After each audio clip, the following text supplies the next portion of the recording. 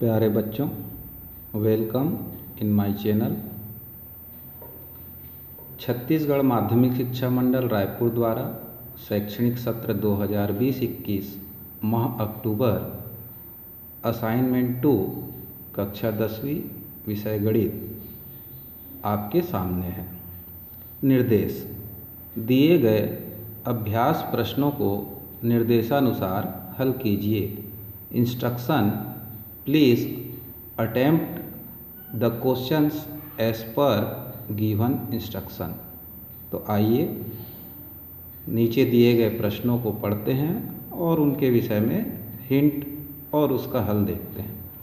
प्रश्न पहला है, किसी समांतर श्रेणी का 12वां पद उसके 5वें पद से 14 अधिक है और दोनों पदों का योग 36 है, तो इस श्रेणी का mवां पद ज्ञात कीजिए।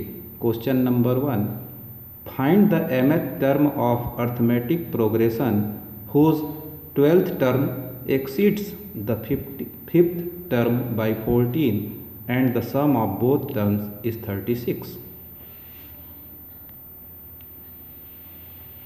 तो प्रश्न पहले का हल है।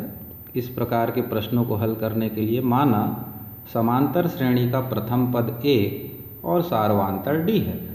प्रश्नानुसार 12वां पद 5वें पद से 14 अधिक है, तो यहाँ लिखेंगे T12 equal to T5 plus 14।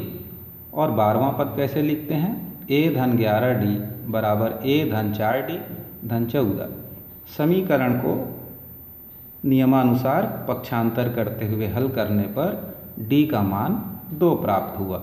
इसको हम दे देंगे समीकरण 1। फिर दूसरा शर्त दिया हुआ है कि 12वां पद धन 5वें पद का योग 36 है, तो 12वां पद फिर से लिखेंगे A धन 11D धन A धन 4D बराबर 36।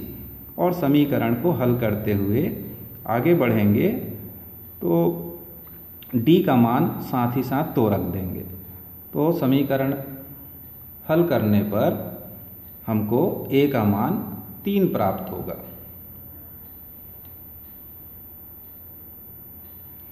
अब हमको प्रश्न में कहा गया था श्रेणी का mवां पद ज्ञात कीजिए, तो Tm बराबर A plus m minus 1 into D formula इस्तेमाल करेंगे। A का और D का मान रखते हुए समीकरण को हल करने पर Tm बराबर 2m प्लस 1 हमको प्राप्त होगा। देखते हैं क्वेश्चन नंबर। समांतर श्रेणी 8, 15, 22 का अंतिम पद 218 है।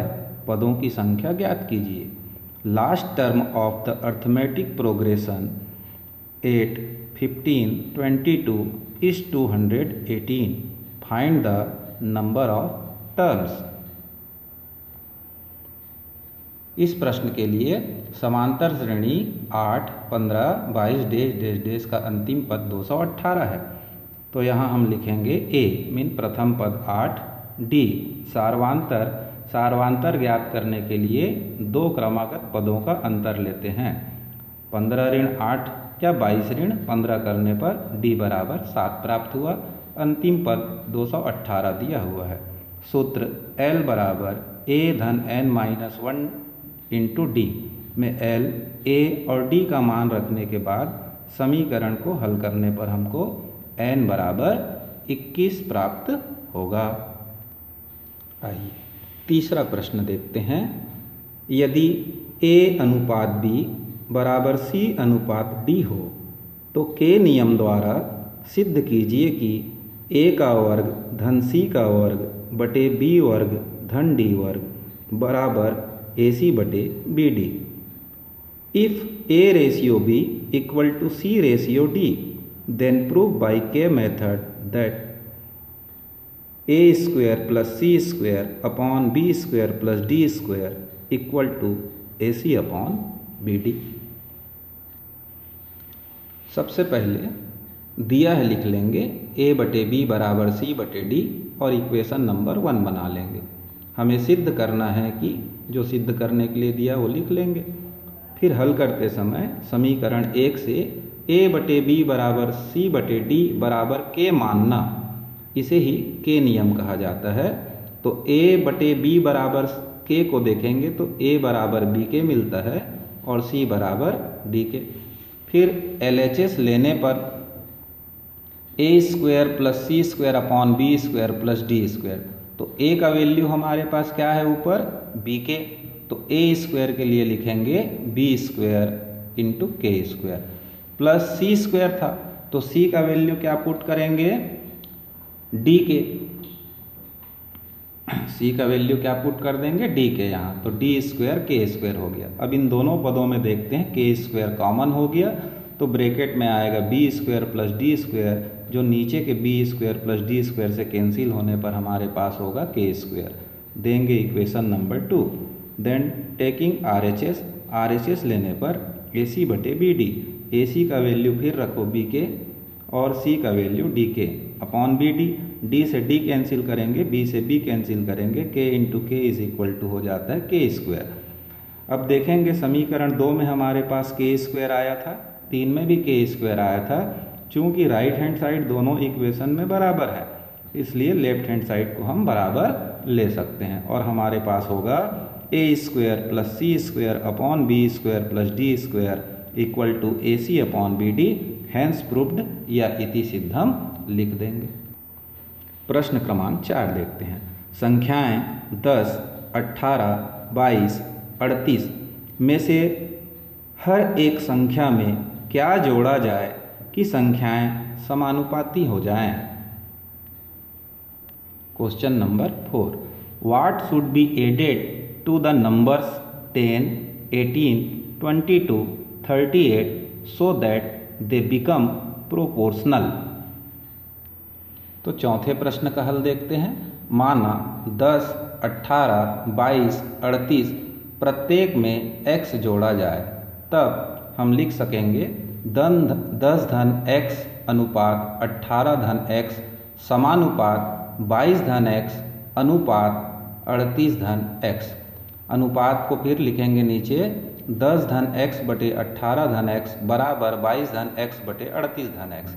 तिर्यक गुणा करने पर 10 धन x का गुणा 38 धन x से और 20 धन x का गुणा 18 धन x से करेंगे। फिर 10 का गुणा 38 धन x से हुआ और x का गुणा 38 धन x से करेंगे। इसी प्रकार राइट हैंड साइड में 22 का गुणा 18 धन x से और x का गुणा भी 18 धन x से कर देंगे। गुणा करते हुए समीकरण को धीरे धीरे हम हल करते हैं तो x बराबर हमको मिलेगा 2, अर्थात प्रत्येक संख्या में 2 घटाने पर संख्याएं समानुपाती होंगी। क्लियर।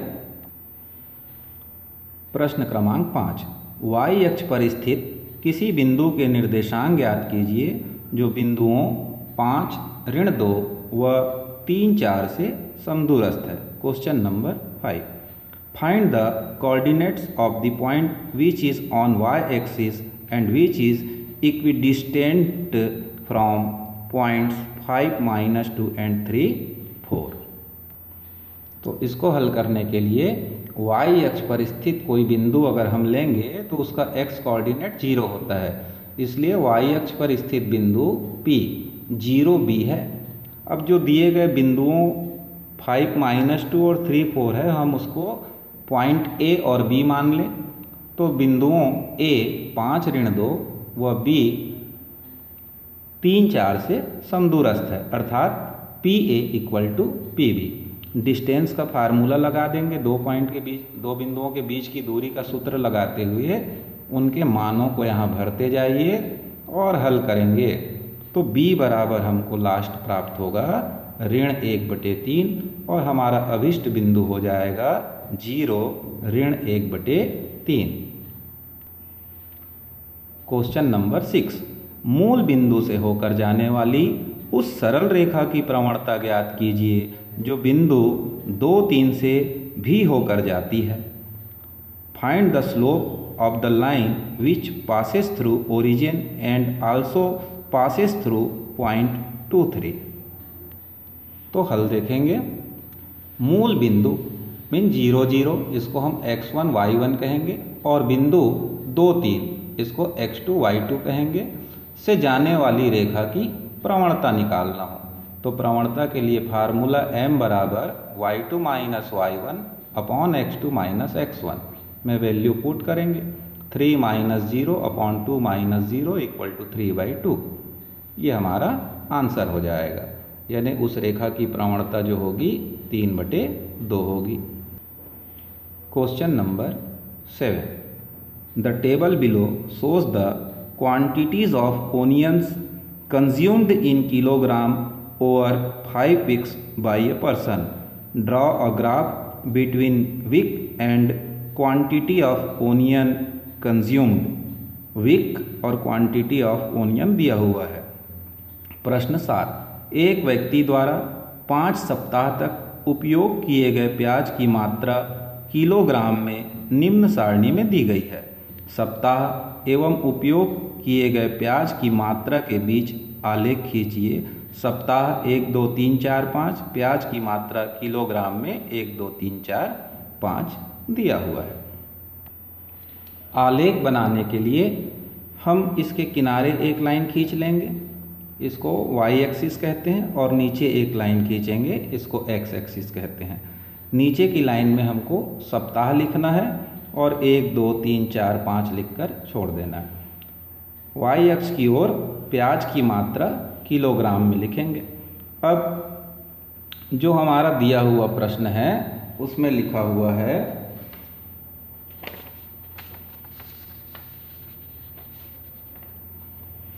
1 यानी एक सप्ताह में 1 किलो, तो 1 इधर से आएंगे 1 इधर से आएंगे तो ये पॉइंट मिलेगा।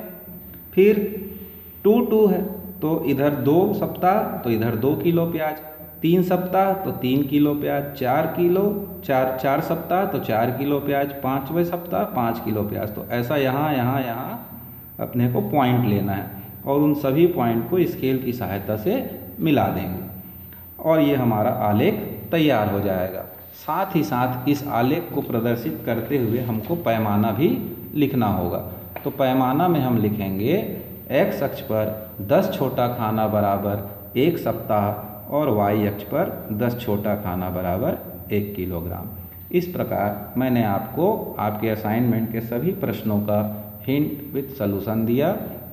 फिर मिलेंगे नेक्स्ट असाइनमेंट का हिंट्स और सॉल्यूशन लेकर के। तब तक के लिए गुड लक, गुड बाय।